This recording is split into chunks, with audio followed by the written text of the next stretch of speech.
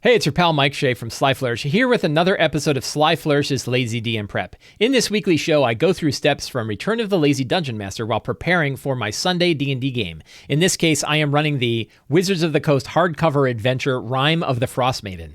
This show, like all of the work of Sly Flourish, is brought to you by the patrons of Sly Flourish. If you want to help support shows like this, you can do so by becoming a patron of Sly Flourish, going to patreon.com/slyflourish, and signing up. Patrons get access to all kinds of exclusive content, previews of stuff that I'm doing in the future. Now I'm taking questions from them to do during my talk shows and things like that. But mostly it is a great way to help support the work that I do. If you want to help me out, that is a great way to do it. So yes, we are I've described it before, the roller coaster of Rime of the Frostmaiden. And we can think of chapter 1 as like the big, like the cart on the roller coaster getting pulled up and going all the way to the top of the roller coaster before hitting the top and then rolling down. And that's kind of what's happened. And now I'm in chapter 2, and chapter 2 is just roaring by, right? Chapter 2 is really just roaring by. And a lot of interesting things are happening. So lately, the most recent thing is that the characters went to the Dark Duchess. But let us start by getting our Notion notebook all set up. So I use Notion for my campaign planning. You can find out all about Notion if you look in the show notes below. I talk all about how I use Notion to do my D&D campaign. I love it for doing campaign management. Really excellent tool. And I've got my free template that you can use to build your own Lazy DM campaign notebook. So we create a new session, and we are going to do 29 August 2021, Sunday, Frostmaiden. So we will start by taking a look back at what happened in the last game. So I'm going to pull up my session notes, old session notes, down to 22 August, last weekend. Yeah, so, oh boy, yeah. So we started off with Goatball, right? The characters were at the Wormdoom Crag with the Wormdoom Crag Goliaths. And I started right off with like, who gets smashed in the face with a goat ball? And it was great because it was Gore Wan Alcazar, who's kind of like the, sort of yuppie head of the Wan Alcazar and Associates place, and he's always like working on pyramid schemes. So him getting hit in the face with a goat ball, and he got hit really hard, and it like did like 7 damage. It broke his nose. There was like a bloody face print on the ball that they then started calling Wilson. That every time it would come by, and he got like knocked on his ass. And I had this really fun goat ball scene, and people liked it. And it moved fast, and I improvised most of it. And I kind of had to figure out like, what are the rules for this? And I essentially just had initiative order. And on each person's initiative, they were either in the position to hurl the ball at one of their opponents. There was a number of Goliaths on the other side. I gave each one little details that I sort of improvised on the go. And they either were hurling the ball at that Goliath, or they were receiving, i.e. they had to dodge or try to grab it on the way.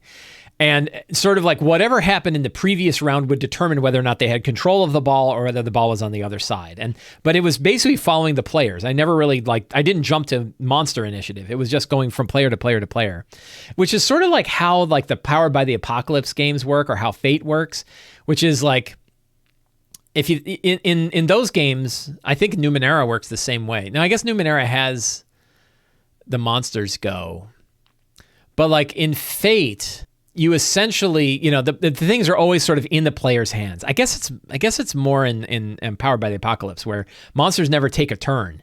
You take damage if you did badly in your move, right? Based on what the monster characteristics are, and that's sort of how this worked. But essentially, I had to keep track of who had control of the ball at each given turn, and then what options are available. And one of the things they could do is like, I treated it a little bit like volleyball, which is you had a choice of either if you have the ball, you can hurl it at the next guy, or for free with no check, you can bounce it up to the next character, right? So if you have control of the ball, you could bounce it and give it to the next guy, and then they could keep bouncing, and you couldn't get more than advantage, but it was essentially the aid action, right? And you could give the aid action to the next character, and then they could hit it. And it created this very dynamic scene, very funny, what was going on was hysterical. Like at one point, one of the Goliaths got smashed in the face and he falls back and he's lying down there next to Juan Alcazar and he just looks over at Juan Alcazar. Juan Alcazar's nose is all broken and blood's all pouring down his face. And the other guy's nose is broken. He's like, hey, you want a sandwich? And now Juan Alcazar's like, I would love a sandwich. And he's like, I have one. And he like reached in a pack and pulled out like a big hero sandwich. And the two of them enjoyed their hero sandwiches, lying face up, watching the Goatball game going on above them. Hysterical. So it really worked out well. And it mostly followed this idea that we don't need another subsystem, that skill checks, ability checks, and the normal actions that exist in D&D are enough to run a scene like a complicated Goatball scene with very little modifications. You don't need to have this like really big situation. I liked that, right? And it worked really well. After Goatball, they had an opportunity to take a quick drop by 10 towns. Sometimes this works well, sometimes not. I don't really remember anything that happened. They picked up some healing potions. They kind of talked to a few people. They heard some rumors and stuff like that. And then they made their way to the Dark Duchess. Along the Dark Duchess, they met Avarice, and Avarice was getting attacked by a bunch of crag cats. And they weren't sure, like, is Avarice the bad guy? They saw her and they saw that she's casting like fireballs and big spells. And they thought like, wow, maybe the crag cats are the right one. And they almost attacked him. And I kind of tweaked it. And I'm like, you don't really have anything to tell you she's bad. Right. And they're like, well, okay, maybe not. Right. But for a while, they weren't sure. And they were like, maybe we're going to attack her. Like, we'll now is our opportunity. Because she has like this huge flesh golem guardian. Right. So then they ended up saying, okay, we're not going to attack her. She kind of turned on them. I remember why. One of the characters ran up to her to defend her, and she didn't know who this character is, but and said, hey, look, it's another cat, only this one's wearing pants, because it was our Tabaxi character. And the Tabaxi ran up, the golem turns around and just punches the Tabaxi for like 20 damage, right? Just hits him really hard. And they're like, oh, I guess we're enemies now. And she's like, well, no, but you rushed me and attacked, so I didn't know. Anyway, they took care of the crag cats, which really weren't hard, right? It wasn't meant to be a hard encounter. And she introduces herself and she mentions that and the ghost warns Gore and says, Avarice is bad news. Like, Avarice is a member of the Arcane Brotherhood and she is bad news. And she was like grilling the characters, and the characters are talking to her, and they talked about Thrune, and she's like, what do you know about Thrune? This elder evil, right? Thrune is an elder evil I've dropped into Frostmaiden for fun.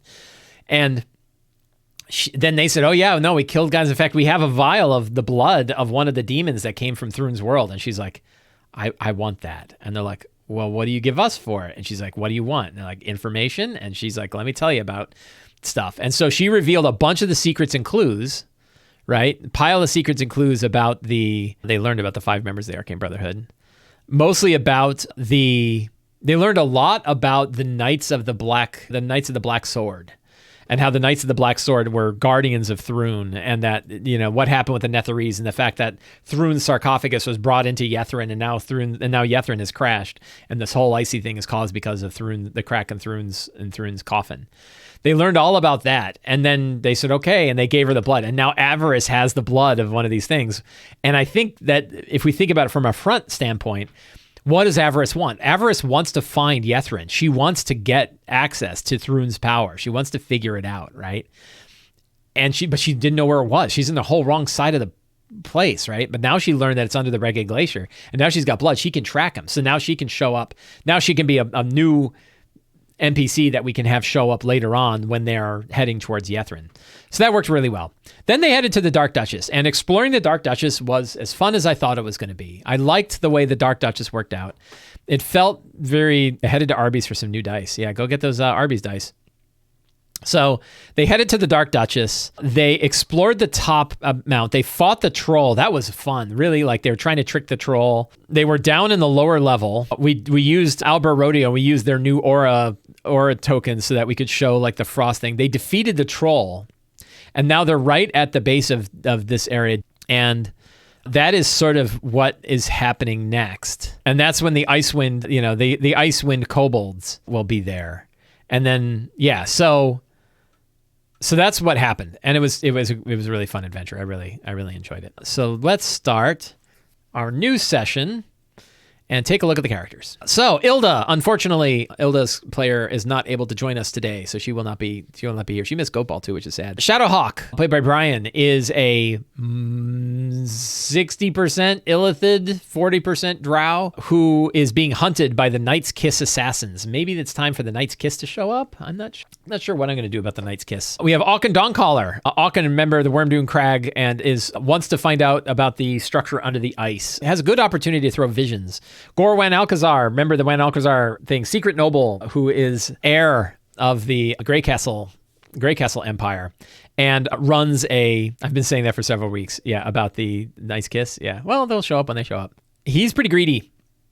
And he wants to help 10 Towns survive so that he can be like the primary group that manages the caravans there. Perrin Fat Rabbit. Perrin is a bit of identity crisis. He's been thinking a lot about traveling off with his brother, the Mind Flayer, and going off into the Astral Sea. So he might end up that way. Perrin is a conspiracy nut. He was captured by Illithids but escaped, and he has some Illithid stuff in him that gave him a little bit of telepathic power, but not so much not as much as Shadowhawk, who actually has one of these things inside his head. Candle in the Dark is a Tabaxi rogue. Him and his family previously worked for the Xanathar down in Skullport, but they were being hunted by an assassin, but they went and found the assassins and killed them. So that worked out. So those are our characters today.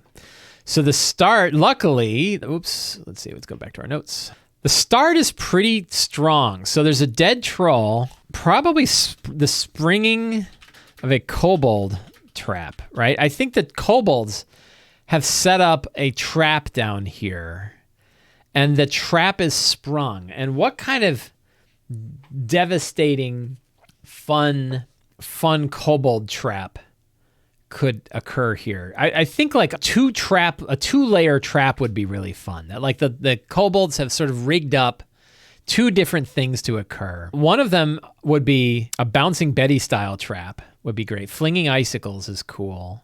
I want to do swarms. What would be a good insect swarm that makes sense for a frozen ship? Icy rats? What about like icy rat swarms, right? Bags of icy rats, and we want to have something else. Let's pull out for fun. Let's see. Where's the Sly Flourish? That's the wrong book. Here it is. This looks right. We'll go with the Lazy DM workbook, because I got a bunch of traps in here. And where is traps? Town events, items, monuments, traps. And let's pull out some dice. For flavor, so we roll 3d20 for these. I only have 2d20. So flavor 13 is weakening scythes. Weakening scythes? Would they have access to scythe? I'll try it again on that one. Spears, weakening spears. Is there some way, spears, bolts, and scythes, some kind of spore? It could be like, again, we could do sort of icy spears that sort of cause disadvantage.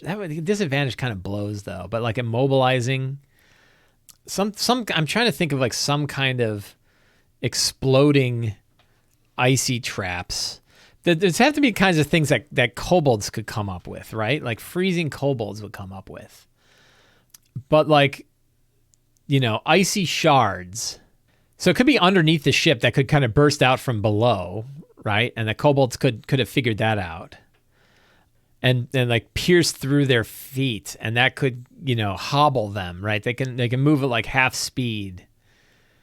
And maybe it grants the rats advantage on their attacks. Icy caltrops, icy spears through the floor of the ship. Icy sickles, right? Icy caltrops. So what would cause, like, how did the trap work? What if they found a way to like lower the ship? So what if instead of like the whole ship drops a little bit, and as it does, they have set up a bunch of icicles underneath, so when it drops, they all come piercing out. The whole ship drops, and icy spears come, basically icicles, right? Pierce out of the floor, right? So basically what the kobolds did is there was a bunch of like icicles underneath right? In the lowermost reaches of the ship, in the bilge of the ship. And the ship was lining up, and there'll be like this big creaking sound, like something will drop, some kind of weight will drop. There'll be this creak, and it sort of breaks, ice shatters underneath. The ship drops a bit, and when it does, all the icicles that were underneath the ship pierce out through the floor, pierce through their feet. They can make dex checks, dex saves, DC 15 dex saving throws. On a failure, they take, and how hard would this trap be? Probably a setback. Yeah, probably a setback, which would be, on a failure, they take 11 piercing damage. And is there an effect that grants, they're not restrained. Maybe they're restrained? On a success, 5 damage on a success, and not restrained. DC 13 check to break the restraint. Yeah. Right, that seems about right. Does that work? We don't want to stun them because I don't want to take away their actions. That's kind of lame. But the nice thing about restraining is it grants enemies advantage. Speed becomes 0, can't benefit from a boost to speed. Attack rolls have advantage. Creatures' attack rolls have disadvantage. That's kind of a bummer. Creature has disadvantage on dex saving throws. But that kind of makes sense. Like, they've got big old icicles piercing through their feet and their boots and stuff like that. The fact that they're restrained, and then they can take an action to break away. Meanwhile, icy rats attack, right? And we'll do like 4 swarms of icy rats. That's a nice hard situation, right? So icy rats and ice spears. Ice spiders. I think the kobolds would have an easier time like capturing up a bunch of icy rats. And it's a ship, right? Like the idea is like they're on a ship and there's rats on a ship. Ice scorpions. So then they deal with the kobold, the cold. Let's go here and let's go to the adventure itself. We are in the Dark Duchess. They did the ice trolls, D12.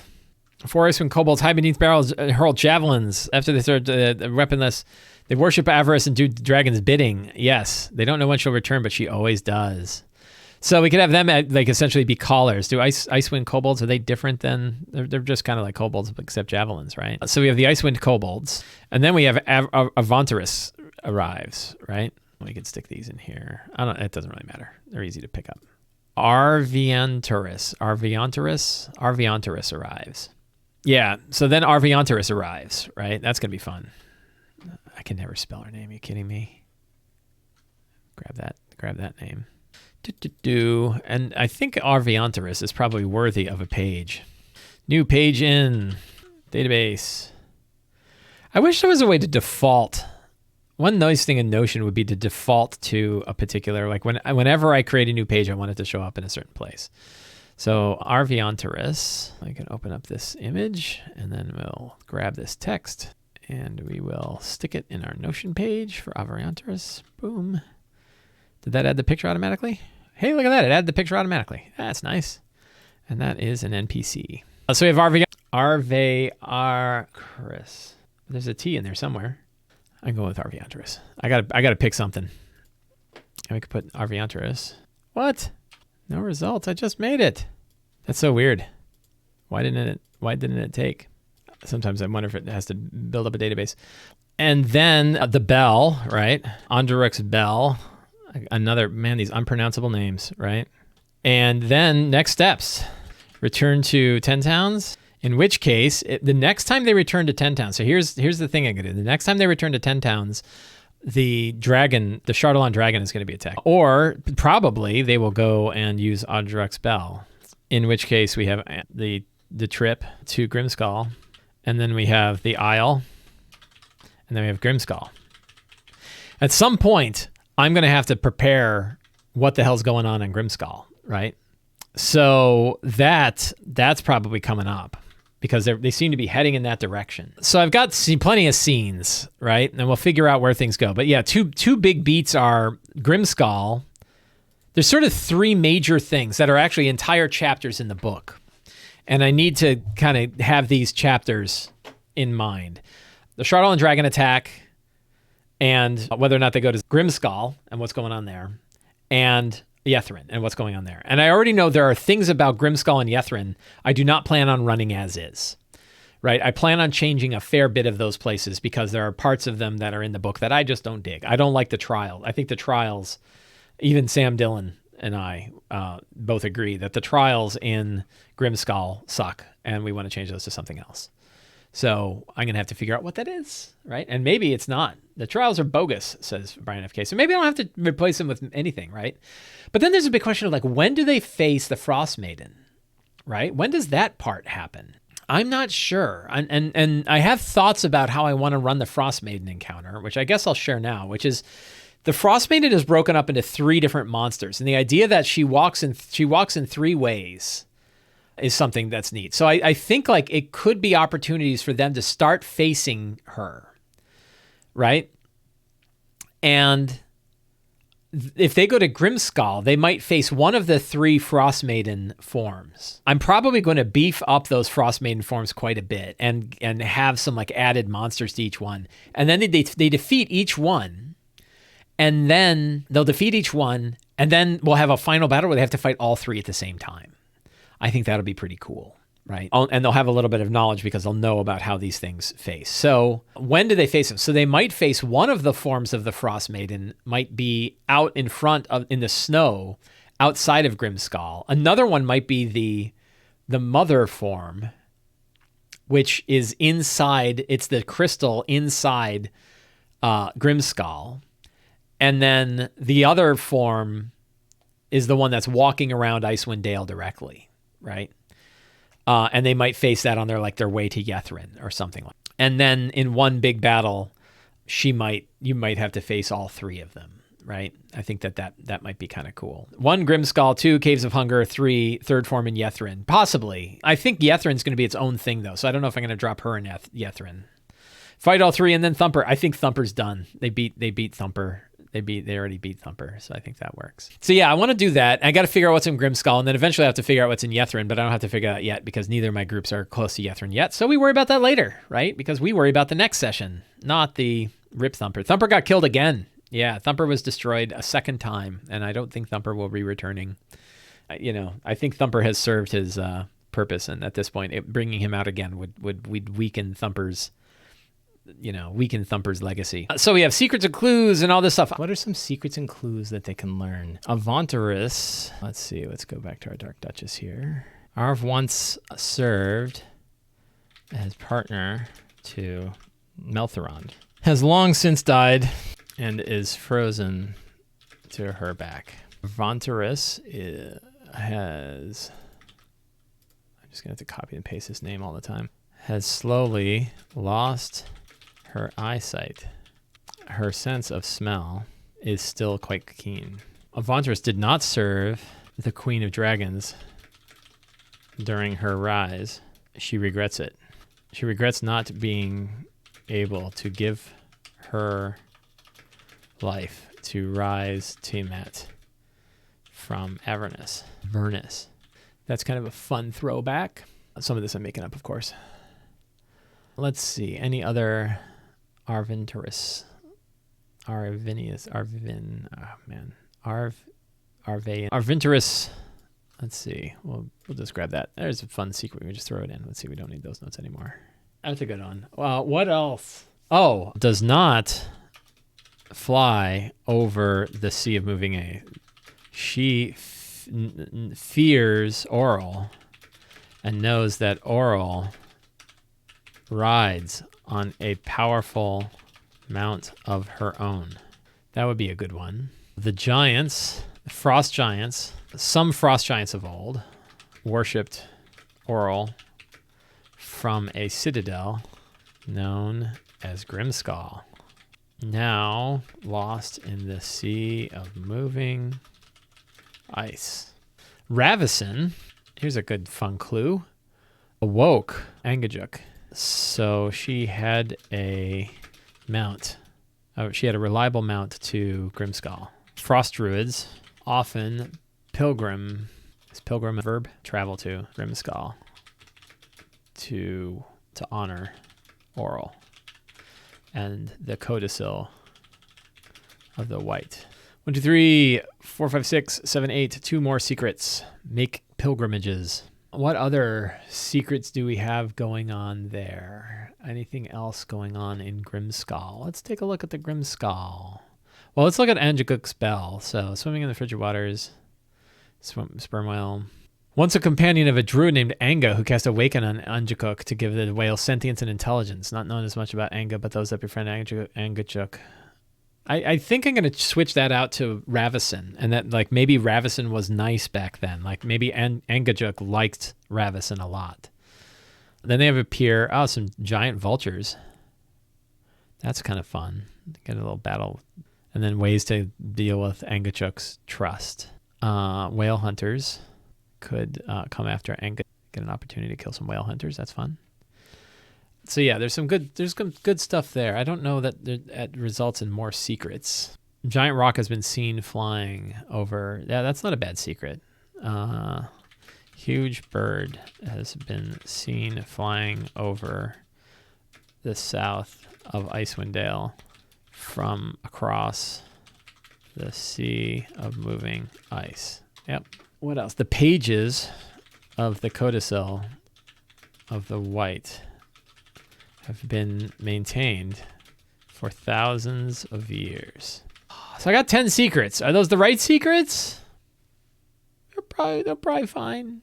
They're probably fantastic locations. We have the Dark Duchess. We have Angekok's Bell. I suck with spelling. Oops. Let's link to the Dark Duchess just so I have a nice handy link. I tell you, I'm really used to having the adventures in Beyond. It's really handy to do that. And really handy to be able to hyperlink it in places. Let's grab an encounter along the way while they're traveling. Foggy glowing altar of the frost giants. That's kind of a neat one. Any of these other ones that are cool? Necrotic Thunder's Fountain of Oral, Poisonous Standing Stones, Crumbleberry Podium, and the Netherite. I think we're just going to go with the first one. That sounds good. That one sounds good. So this is probably between Foggy glowing altar of the frost giants and what kind of encounter might they face there? We have two options for encounters. We can go to the wilderness encounters here, and we can just roll and see. Roll a 1. Yeti. Is it time for the abominable Yeti? It might be. An abominable Yeti, CR 9. What if it was like, we could almost do like a 2 along the journey. I can't spell abominable. No one can spell that. Abominable. So for monsters, let's do deadly benchmark. There are 5 characters. They are 6 level. 5 times 6 is 30. Half of 30 is 15. So max CR. So the deadly benchmark is 15. An abominable Yeti is CR 9, and Yetis are CR3s. So, wow, look at that. 2 Yetis and an abominable Yeti is exactly on the deadly benchmark. Thus, probably a challenging fight. Probably not deadly. But I think that might be fun. So, yeah, Foggy Glowing Altar of the Frost Giants, and they get attacked by Yetis. Including, I think the abominable one will be the red Yeti that went after and killed Janth Aldwar. So that could be fun. For NPCs, we have Arventurus. Hey, look, it worked now. We probably want a kobold. Flame Hunter the kobold might be one of the kobolds that they might be able to talk to. And then, of course, we have Angekok, right? Let's make a page for Angekok. New page in. And we will grab... Where's Angekok's? I guess we'll grab this stuff. And we got a picture. Always searching for matches. Yeah. Let's see, move the picture up top. So we got a cool like little NPC card for Angekok, and I can change it because I know I already said that there wasn't this part about once the companion. We're gonna dump this because we're gonna say awoken by Rav, and served as her companion to travel to Grimskull. Do I have a Grimskull page? I don't. Make a new Grimskull page. Actually, we'll make it actual caps. And for fun, we will go to Grimskull. Isn't there a picture of Grimskull? Where's the cool ass picture of Grimskull? I thought there's a big picture of it. I know there is a big picture of it. Well, we'll link to it anyway. And somewhere in the book is a picture of Grimskull. I will go find that sometime. Oh, those dumb trials. It's probably the top of the chapter in it. Yeah, there it is. Look at that. Copy image. Oh, can't fit. We will then. Where did it go? I just had it. There it is. I think if I paste the link in here, embed image, that'll work there. Perfect. Tags, location. Cool. What else do we have? So I got my secrets, fantastic locations, got some NPCs. What the hell? Oh, that got dorked. There we go. Funny. Any other NPCs? Probably not. We shouldn't ever forget about good old Janth. Janth is the NPC that keeps on giving. Isn't Janth? I think I spelled the name wrong. Treasure. I don't know if there's any treasure in the books. Let's take a look and see what treasure they offer. Whoops. Go to the Dark Duchess. And let's see. D9 is where the treasure is. There's a gray bag of tricks. Okay. Which one is that? Weasel, giant rat. What are the other bags of tricks? Because I think I've done the other ones before. Now, I guess I did a rust. Which one of these makes most sense? I guess this one makes, the gray bag of tricks makes the most sense for the frozen land. So I think a gray bag of tricks is a good one. What else is in their hoard? Oh, come on. So it's only one of her hoards. Is there any other interesting loot that might be there? We can go to treasure, do a silver raven figurine, instrument of the bards. We don't have any bards. Slippers of spider climbing. Those are pretty nice. How about those? Those would be cool. You know who probably has that? The slippers are probably on the Knight's Kiss. So maybe they don't have those. Hello, kitty. Every so often this thing breaks in phenomenal ways. Mystery key. Those are common items. These are all common. Boy, that went funny. Horn of Valhalla. I can't spell Valhalla. Let's see. In response, warrior spirits from Valhalla, they return to Valhalla after 1 hour of the turn. Once you use the horn, it can't be used again until 7 days have passed. 4 types of horns. Wow. You imagine having to run that many berserkers? 5d4 plus 5. Yeah, we'll probably save something like that for Grimskull. But what if you blew it and it summoned frost giants? Maybe like 1 frost giant. Wouldn't that be cool? I'd like 1 more piece of treasure, though. +2 short sword, dagger, venom, gem of seeing. How broken is the gem of seeing? 3 charges. Action, you can speak the gem's command word for uncharged. For the next 10 minutes, you have true sight out to 120 feet. 10 minutes, 1 charge. And it gains 1d3 charges expended at dawn. That's a pretty nice. That's pretty nice. Is that going to completely dork me up?